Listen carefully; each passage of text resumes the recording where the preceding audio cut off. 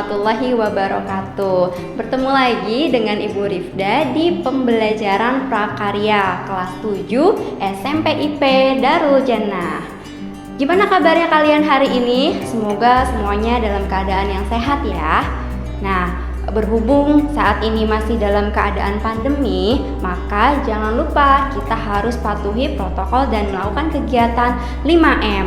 Yang pertama, jangan lupa mencuci tangan. Yang kedua, jangan lupa memakai masker. Yang ketiga, jangan lupa menjaga jarak. Dan yang keempat, mengurangi mobilitas. Dan yang kelima, jangan lupa untuk menjauhi kerumunan. Oke, sebelum kita mulai untuk pembelajaran hari ini, alangkah baiknya kita berdoa terlebih dahulu ya.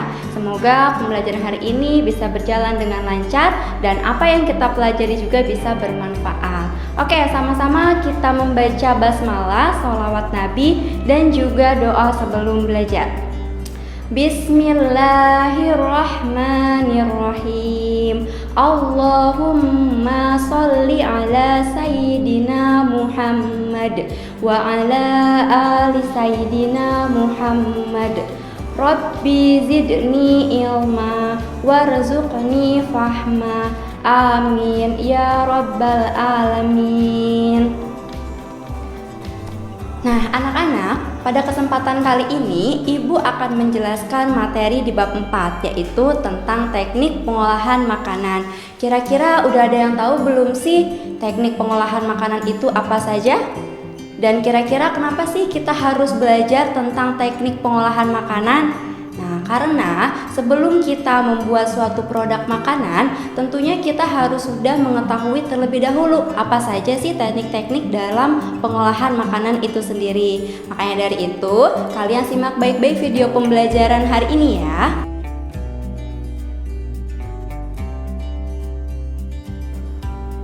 Teknik pengolahan makanan pada dasarnya dibedakan menjadi dua. Yang pertama ada teknik pengolahan makanan panas basah, dan yang kedua ada teknik pengolahan makanan panas kering. Nah, yang membedakan antara pengolahan makanan panas basah dan pengolahan makanan panas kering adalah dari bahan pengolahan saat proses pengolahan itu sendiri dilakukan.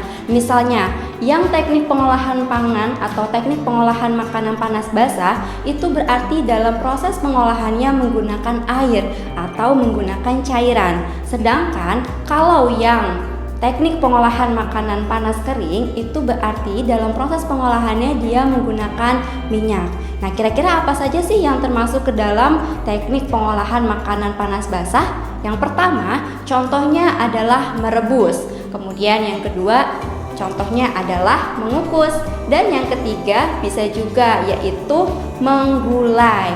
Nah, kemudian apa saja contoh-contoh dari teknik pengolahan makanan panas kering? Nah, yang pertama contohnya adalah memanggang. Yang kedua contohnya juga adalah membakar. Dan yang ketiga contohnya adalah menggoreng. Jadi bisa dibedakan ya. Kalau teknik pengolahan makanan panas basah dia menggunakan air atau ada cairannya. Sedangkan kalau teknik pengolahan panas kering itu berarti dia dalam proses pengolahannya menggunakan minyak.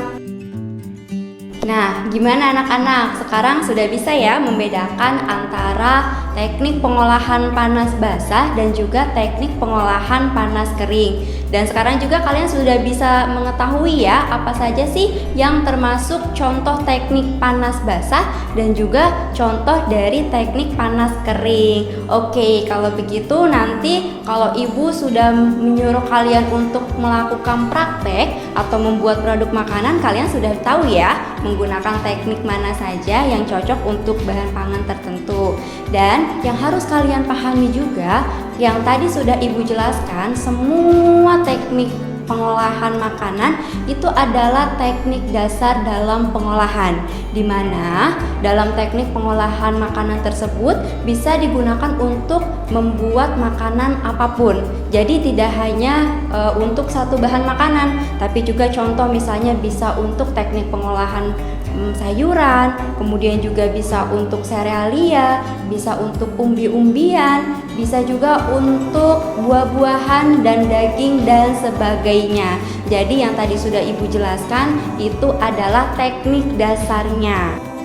Demikian anak-anak pembelajaran hari ini. Semoga apa yang sudah kita pelajari hari ini bisa kalian pahami, dan semoga apa yang sudah kita pelajari juga bisa bermanfaat untuk kita semua.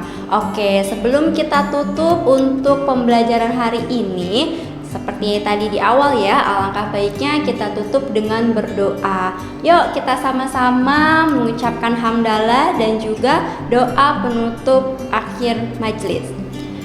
Alhamdulillahi Rabbil Alamin. Subhanakallahumma wa bihamdika asyhadu an la ilaha illa anta astaghfiruka wa atubu ilaik. Anak-anak, terima kasih atas perhatiannya hari ini. Sampai jumpa di video pembelajaran selanjutnya. Mohon maaf apabila ada kesalahan baik secara lisan maupun secara tulisan. Wabillahi taufiq wa hidayah. Wassalamualaikum warahmatullahi wabarakatuh. Dadah.